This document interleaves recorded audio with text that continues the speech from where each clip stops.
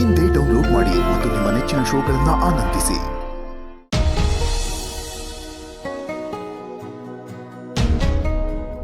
ತುಳಸಿಯವರೇ, ಕೊಡಿ, ನಾನು ಬಡಿಸ್ತೀನಿ. ಪರವಾಗಿಲ್ಲ, ನಾನೇ ಬಡಿಸ್ತೀನಿ. ನಿಮ್ಗೆ ಯಾಕೆ ತೊಂದರೆ? ಅಯ್ಯೋ, ಇದರಲ್ಲಿ ತೊಂದರೆ ಏನು ಬಂತು?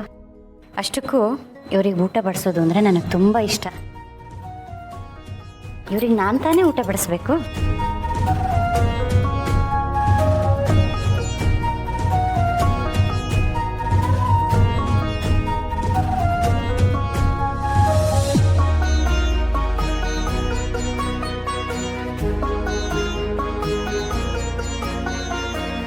ಮಾಧವ ಅವರೇ, ಇನ್ನೊಂದು ಸ್ವಲ್ಪ ಸಾರು ಹಾಕ್ಲಾ?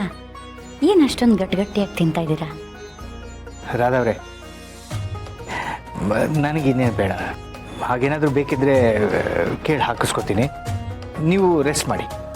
ಇಲ್ಲ ಇಲ್ಲ, ನಿಮ್ಮೆಲ್ಲರಿಗೂ ಬಡಿಸ್ಬಿಟ್ಟೆ ನಾನು ಹೋಗ್ತೀನಿ. ಅದಕ್ಕೆ ಸ್ವಲ್ಪ ಉಪ್ಪಿನಕಾಯಿ ಹಾಕಿ. ಉಪ್ಪಿನಕಾಯ ತರ್ತೀನಿ.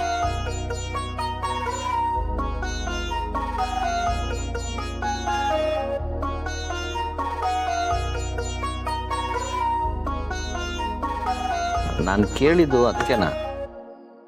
ನಾನೇ ಹಾಕದ್ನಲ್ಲ ಮಹೇಶ್ ಅವರೇ. ಮತ್ತೇನಾದರೂ ಬೇಕಿತ್ತಾ? ಮಾಧವ ಅವರೇ, ನಿಮಗೂ ಉಪ್ಪಿನಕಾಯಿ ಹಾಕ್ಲಾ?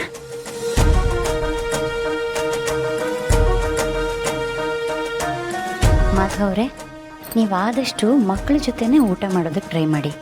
ನೀವೆಲ್ಲೇ ಹೋಗಿದ್ರೂ ಊಟದ ಟೈಮ್ ಅಷ್ಟೊತ್ತಿಗೆ ಮನೆಗೆ ಬಂದು ತಲುಪಿಬಿಡಿ. ನೀವೆಲ್ಲರೂ ಒಟ್ಟಿಗೆ ಕೂತ್ಕೊಂಡು ಊಟ ಮಾಡೋದನ್ನು ನೋಡೋದಕ್ಕೆ ಸಂತೋಷ ಆಗುತ್ತೆ. ಮಾಧವರೇ, ನಿಧಾನ. ತಗೊಳ್ಳಿ ತಗೊಳ್ಳಿ, ನೀರು ತಗೊಳ್ಳಿ.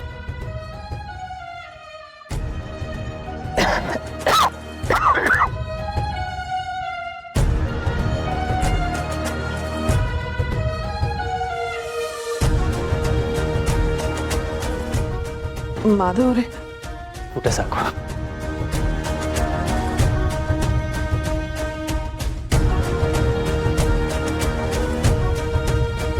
ಅಯ್ಯೋ, ಏನು ಹೀಗೆ ಇಬ್ಬರು ಊಟ ಬಿಟ್ಟು ಎದ್ದು ಹೋಗ್ಬಿಟ್ರಲ್ಲ? ಯಾವತ್ತೂ ಹೀಗೆಲ್ಲ ಮಾಡಿದವರಲ್ಲ. ಎಲ್ಲೋ ಹೊರಗಡೆ ಹೋಗಿದ್ರಲ್ಲ, ಅಲ್ಲಿ ಏನಾದರೂ ತಿನ್ಕೊಂಡು ಬಂದರು ಅಂತ ಕಾಣುತ್ತೆ. ಅದಕ್ಕೆ ಹೀಗೆ ಊಟ ಬಿಟ್ಟು ಎದ್ದು ಹೋಗಿದ್ದಾರೆ. ಪಾಪ ಮಾಧವ್ ಅವರು. ನಾನು ಫೋನ್ ಮಾಡಿದಾಗ ಹಶ್ವಾಗ್ತಾ ಇದೆ, ಊಟ ರೆಡಿ ಮಾಡು ಅಂತ ಹೇಳಿದ್ರು. ಆದ್ರೆ ಈಗ ಸರಿಯಾಗಿ ಊಟ ಮಾಡ್ದೇನೆ ಎದ್ದು ಹೋಗ್ಬಿಟ್ರು.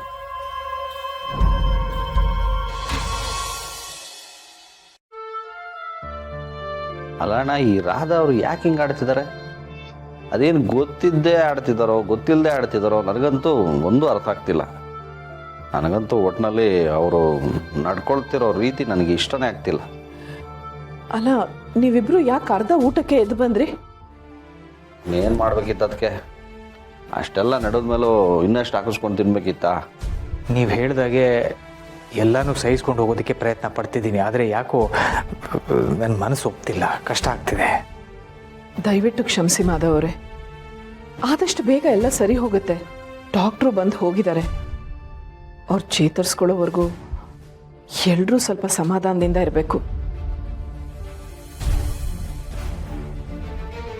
ಸಮಾಧಾನದಿಂದ ಇದ್ದೀವಿ ಅದಕ್ಕೆ ಅವರು ನಮ್ಮ ತಾಳ್ಮೆನ ಪರೀಕ್ಷೆ ಮಾಡ್ತಾ ಇದ್ದಾರೆ. ಏನಪ್ಪ, ಇವೆಲ್ಲ ಅತಿ ಆಗದೆ ಇದ್ರೆ ಅಷ್ಟೇ ಸಾಕು.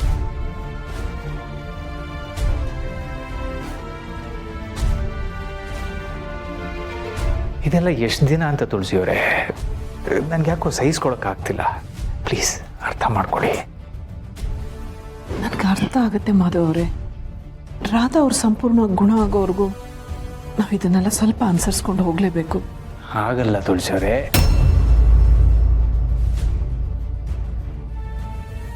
ಮಾಧವ ಅವರೇ, ನಿಮಗೋಸ್ಕರ ಹಾಲು ತಗೊಂಡು ಬಂದಿದ್ದೀನಿ, ಕುಡೀರಿ.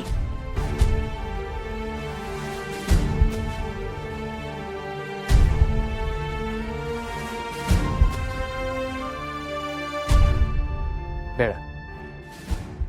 ಬೇಡ ಅಂದರೆ ಹೇಗೆ? ನೀವು ರಾತ್ರಿನೂ ಸರಿಯಾಗಿ ಊಟ ಮಾಡಿಲ್ಲ, ಈಗ ಹಾಲು ಕೂಡ ಬೇಡ ಅಂತಿದ್ದೀರಾ. ಹೀಗೆ ಹಸ್ತ್ಕೊಂಡು ಮಲ್ಕೊಂಡ್ರೆ ಆರೋಗ್ಯ ಹಾಳಾಗಲ್ವಾ? ತಗೊಳ್ಳಿ, ಕುಡೀರಿ.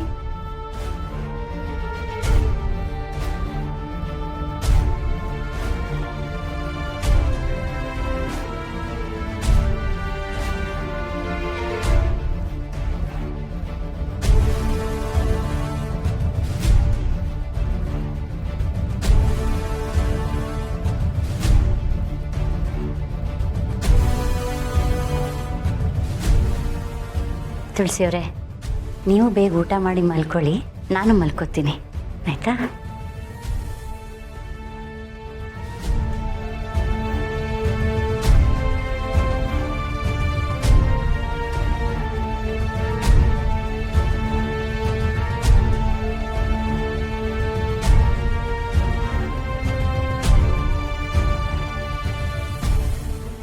ಮಾಧವ್ ಅವ್ರಿಗೆ ತುಂಬ ಹಿಂಸೆ ಆಗ್ತಾ ಇದೆ. ನನಗೋಸ್ಕರ ಅವ್ರು ಎಲ್ಲನೂ ಸಹಿಸ್ಕೋತಾ ಇದ್ದಾರೆ. ಅವ್ರು ಸಹಿಸ್ಕೋತಾರೆ ಅನ್ನೋ ಮಾತ್ರಕ್ಕೆ ನಾನು ಸುಮ್ಮನೆ ಇರೋಕ್ಕಾಗಲ್ಲ. ನಾನೇ ಏನಾದರೂ ಮಾಡಬೇಕು. ನನಗೆ ರಾಧಾ ಅವ್ರು ಚೇತರಿಸ್ಕೊಳ್ಳೋದು ಎಷ್ಟು ಮುಖ್ಯನೋ ಮನೆಯವ್ರ ನೆಮ್ಮದಿನೂ ಅಷ್ಟೇ ಮುಖ್ಯ. ಆದಷ್ಟು ಮಾಧವ್ ಅವ್ರ ಮನಸ್ಥಿತಿ ಆಗಲಿ ಮನೆ ಪರಿಸ್ಥಿತಿ ಆಗಲಿ ಹಾಳಾಗ್ದಾಗೆ ನೋಡ್ಕೋಬೇಕು. ಸೇವಂತಿಗೆ ಚೆಂಡಿನಂತ ಮುದ್ದು ಕೋಳಿ, ತಾಯಿ ಮಡಿಲಿನಲ್ಲಿ ಬೀಡು ಬಿಟ್ಟ ಮುದ್ದು ಕೋಳಿ. ಸೇವಂತಿಗೆ ಚೆಂಡಿನಂತ ಮುದ್ದು ಕೋಳಿ, ತಾಯಿ ಮಡಿಲಿನಲ್ಲಿ ಬೀಡು ಬಿಟ್ಟ ಮುದ್ದು ಕೋಳಿ. ನೋಡಿ, ನಿಮ್ ಜೊತೆ ನಿಮ್ ಹಾಡು ಕೇಳ್ಕೊಂಡು ಎಷ್ಟೊತ್ತಾದ್ರೂ ಪರವಾಗಿಲ್ಲ, ಆರಾಮಾಗಿರ್ತಾಳೆ. ಯಾಕೆ ಹೇಳು? ನಾನು ಅವಳ ಅಪ್ಪನ ಅಮ್ಮ ಅಲ್ವಾ, ಅದಕ್ಕೆ.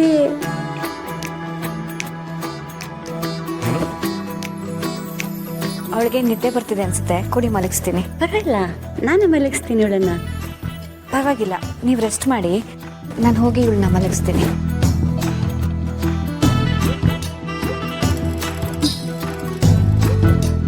ಏನೋ ಮಗನೇ, ಈ ನಿನ್ನಮ್ಮ ಮಗುನ ಹೇಗೆ ಆಟಾಡಿಸ್ತಾ ಇದ್ದಾಳೆ ಅಂತ ನೋಡಕ್ ಬಂದ್ಯಾ? ನಿಮ್ಮನ್ನೆಲ್ಲ ಹೇಗೆ ನೋಡ್ಕೋತಿದ್ನೋ ಆ ಮಗುನು ಹಾಗೆ ಆಟಾಡಿಸ್ತಾ ಇದ್ದೀನಿ ಅಷ್ಟೆ.